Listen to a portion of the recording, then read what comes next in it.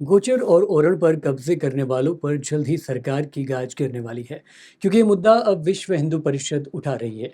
इससे पहले रविंद्र सिंह भाटी और जैसलमेर की जनता ने ये मुद्दे उठाकर जन आंदोलन कर चुके हैं। ऐसे में अब इस मांग को विश्व हिंदू परिषद का भी समर्थन मिल रहा है, जिसके चलते अजमेर के पुष्कर में विश्व हिंदू परिषद के 2 दिवसीय अधिवक्ता अधिवेशन के दौरान केंद्रीय संयुक्त महामंत्री डॉक्टर सुरेंद्र जैन ने प्रेस वार्ता में राज्य सरकार से गोचर व ओरण भूमि को अतिक्रमण मुक्त कराने के लिए सख्त कानून बनाने की मांग उठाई है।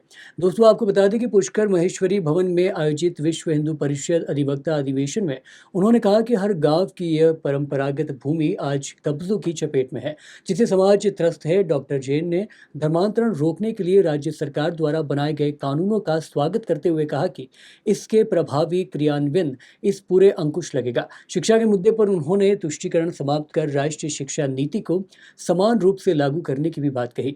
मदरसों में भी एक समान शिक्षा व्यवस्था लागू करने पर भी जोर दिया गया। दोस्तों, यहाँ आपको बता दें कि गोरक्षा कानून 1995 में बदलाव की जरूरत बताते हुए उन्होंने कहा कि इससे गोकशी और तस्करी पर प्रभावी रोक लगेगी।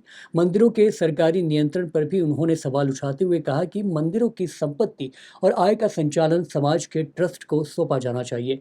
इस दौरान क्षेत्र मंत्री सुरेश उपाध्याय, संगठन मंत्री राजाराम, प्रवक्ता अमितोष पारिक सहित कई पदाधिकारी मौजूद रहे। रोकने के लिए प्रोविजंस इसी एक्ट के अंतर्गत दिए हैं, जो प्रिवेंशन ऑफ अनलॉफुल कन्वर्जन वाला है। हम इसको और सख्ती के साथ लागू करवाएंगे और समाज का भी सहयोग दिलवाएंगे। ऐसे जितने भी केस हैं, आखिरकार हमारी आप लोगों के माध्यम से अपील है सभी अभिभावकों से, क्यों नहीं अपनी बच्चियों को वो समझ देते। अब्दुल एक सा ही है, मेरा अब्दुल अलग है, ऐसी कहने वाली लड़कियां आज या तो टुकड़े टुकड़े होकर जंगलों में बिखरी पड़ी हैं या उनके टुकड़े कहीं फ्रीज में बंद पड़े हैं। अभी का उदाहरण मोनालिसा का हमारे सामने आया है।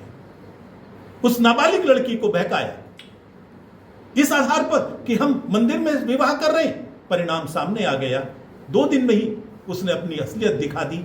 अब्दुल अब्दुल ही रहेगा। इसलिए सभी मेरी अभिभावकों से अपील है, अपनी बच्चियों में ये तमीज विकसित करें, किससे दोस्ती करनी और किससे नहीं। अब्दुल से तो बिल्कुल भी नहीं, धोखा मिलेगा ही। यही उदाहरण है। हम जागरण भी कर रहे हैं और हम कानून के स्तर पर लव जिहाद करने वालों को सजा भी दिला रहे हैं। महाराष्ट्र